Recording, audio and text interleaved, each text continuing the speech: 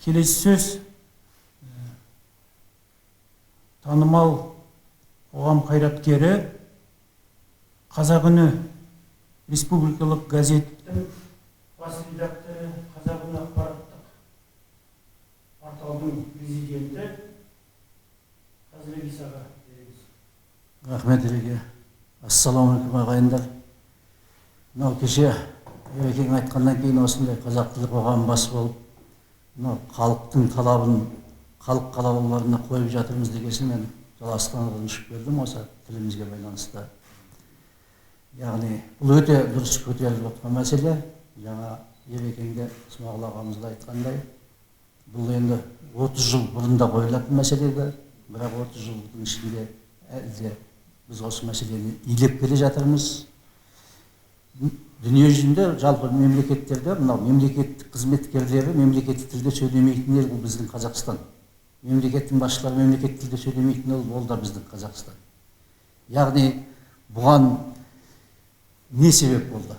Менің ойымша бұдан бізде мынау 15 одақтас әрқайсысы тәуелсіздік алғасын, бірден отарсыздануын жүргізді және мемлекеттік тіл туралы заң қабылдады. Мемлекеттік тіл туралы заң қабылдамаған тек біздің Қазақстан ғана. Біз әлі баяғы ненің ескі құсқысымен 89 жылға Кеңес одағының кезіндегі заңды 97 жылы өйтіп косметикалық қана өзгеріс енгізді, сол бойынша келе жатырмыз. Ол заң жарамайтынын көрсетті 30 жылда. Сондықтан да біз мемлекеттік тіл туралы заң қабылдауымыз керек ең алдымен. Осы талапты Ереке 2004 жылы парламентте Амангелді Айталы ағамыз қойды. Ең болмаса өзге ұлттарды қояқшы, өзіміздің қазақ депутаттар қазақ тілін білсін деген заң жобасын енгізді. Заңға өзгерістер. Жаңа сайлау туралы заңға. Мәжіліске кандидат, сайлау болып жатыр ғой. Тура. Сенатқа кандидат, мәслихатқа кандидат. Осы 3 кандидаттар ұлты қазақтары қазақ тілін білуі міндетті деген. Осыған дауыс берген кезде 2004 жылы 8 ақпанда 90% депутаттар қарсы шықты. 90%-ның 80% қазақтар. Сол кезде Қазақ үні газетінде мен мемлекеттік тілді табанға таптаған парламент таратылысындегі мақала жазып, жаңа стенограмманы салып жібердім. Бұл бомба болды ол кезде, сенсациялық. Халық көтерілді. Жазушылар одағына бүкіл зиялы қауым жиналып, сенат пен мәжіліске хат жолдады. Сол күйі бірақ 2004-пен келе жатқан күйі. Әлі сол баяғы қалпында. Осыда 2 жыл бұрын ба елбасымыз айтты, үкімет пен парламент тек қана қазақ тілінде сөйлесін деп. Бірақ алға дамып жатқаны қазір шамалы. Ол жерде көбінесе өткенде көрдіңіздер, анау парламентте өзге ұлттың өкілі қазақша сөйлеп тұр. Ал біздің қазақ министрдің орынбасары ресей тілінде сөйлеп тұр. Я speak немателен орыс естіді сол кезде. Біз оны жаздық. Бұл бізде қазір өте қаптап кетті мұндай мәселе. Осы сондықтан да Қазақстан президенті Қасым-Жомарт Тоқаев былтыр бірінші халыққа жолдауында қазақ тілі ұлтаралық қарым-қатынас тіліне айналу керек деді. Ол айтқаннан кейін оны орындауымыз керек қояды. Мен сол кезде 6 қыркүйекте ұлттық кеңесте мемлекеттік тіл туралы заң қабылдау туралы ұсыныс жасадым. Кейін көп ай, 1-2 апта өтпей жатып, осы қазақ тілі қоғамы халықаралық пленум жасады да қаулы қабылдады. Мемлекеттік тіл туралы осылай қолдап, яғни ұсынысында мемлекеттік тіл туралы заң қабылдансын деген. Одан кейін жазушылар одағы, одан кейін тіл форумында, тіл комитеті барлығы да қабылдады. Енді бұл пісіп жетіліп тұр. Қазір ол тіл туралы, мемлекеттік тіл туралы заң тұжырымдамасы Мәдениет министрлігінде қабылданып, үкіметке жіберілді. Мемлекеттік тіл туралы заң тұжырымдамасы қазір үкіметте. Сол үкіметте қалып қалмау керек. Президент әкімшілігіне жету керек. Одан президентке жету керек. Одан басқа да мысалы, егер президентіміз біздің мемлекет басшысы солай айтып отырса, қазақ тілі ұлтаралық қарым-қатынас тіліне айналу керек деп отырса, ол қалай іске асып жатыр?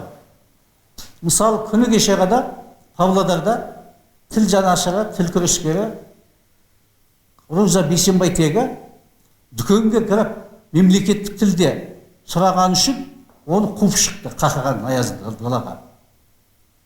Облыс әкіміне қабылдауға барды. Облыс әкімі қабылдаған жоқ, орынбасары Айзада Құрманова қабылдапты, бірақ ешқандай нәтиже жоқ. Сонда Павлодар Ресейдің губерниясы ма, не ол? Мемлекеттік тілде сұраған үшін ол зәбір шегетіндей. Ол облыс әкімі Әбілқайыр Ысқақов ол жұмыс істеу керек ол жерде. Оның жұмысы тек құрылыс, экономика ғана емес қой. Ең алдымен мына келесі жыл 30 жылдығымыз болып отыр тәуелсіздіктің. Идеологияны мақсат ету керек. Мемлекеттік тілді білмесе, мемлекеттік тілді сұраған халықты қуып жіберсе Павлодарда, ол Павлодардың әкімі Әбілқайыр Ысқақов неге отыр жерде? Не істеп отыр? Яғни мұндай нәрселер өте көп. Сондықтан да мысалы біздің Қазақ үні газетінде биыл бір айдың ішінде 125 мың адам мемлекеттік тілді қолдау туралы ашық хат қолдады. Бұл 2017 жылы Конституцияға өзгеріс енгізетін кезде Әбдіжәміл Нұрпейісов ағамыз, Дулат Исабеков, Асанәлі Әшімов, Смағұл ағаларымыз, Ерекең бар, Асыл апайымыз бар. Барлығы қол қойған 125 адам. Мен биыл соны жаңаға Фейсбукта ел сұрағасын, сол хат не болды дегесін 9 сәуір күні мен соны енді Фейсбукқа қайтадан қойдым өз парақшама. Сонда 129 адам қол қойған екен 3 жылда. Мен айттым, ең болмаса 1000-ға жеткізейікші дедім. Қойған күні бірақ 13 мың адам қол қойды. Бір күнде. Ал енді бір айдың ішінде 125 мың адам қол қойды. 125 мың адам қандай адам? Қолында смартфоны бар, жұмыс істей алады интернетпен. Ал оның артында миллиондар тұр. Бұл халықтың талабы жерде қалмау керек. Ертең тіл үшін алаңға шықса, пұл үшін шыққандармен жылап көрсе деді. Сондықтан да бұл билік бұны ойлануы тиіс. Бұны өте дұрыс. Сіздердің қолдап жатқандарыңызды қолдаймыз. Жаңа өздеріңіз сайтқа қоясыздар ма оны? Бізде жаңа 25 мың қол жинаған қазағым де қойып қояды. Оған да қолдау болсын. Бұны білуіміз керек та біз барлығымыз. Мынау жаңа 89 жылы қазақ халқының саны 39%, орыс халқының саны 37% болды. Ал қазір біз 78-80%-ламыз. Енді екесе өссе біздің тілдік қолданысымызды екесе өспей бар. Неге сол күйі қалып қалады? Бұған кедергі жасап жатқан кімдер? Кедергі жасап жатқан басқа халық емес. Мысалы жаңағы біздің 125 мың адам қол қойған халыққа, осы біз отырмыз орда, Қазақстан Халқы Ассамблеясы. Осылармен қосылып жұмыс істеп, 50 шақты өзге ұлт өкілі қол қойды. 10 шақтысы орыс ұлтының өкілі. Максим Рожин, Максим Спаткай секілді. Барлық қол қойып, олар қазақ тілінде сөйлеп қолдап жатыр. Ал өзіміздің мемлекеттің министрлері, мемлекеттің әкімдері мемлекеттік тілді қолдамақ түгілі жаңа Павлодардағы жағдай болып жатыр. Барлық жерде.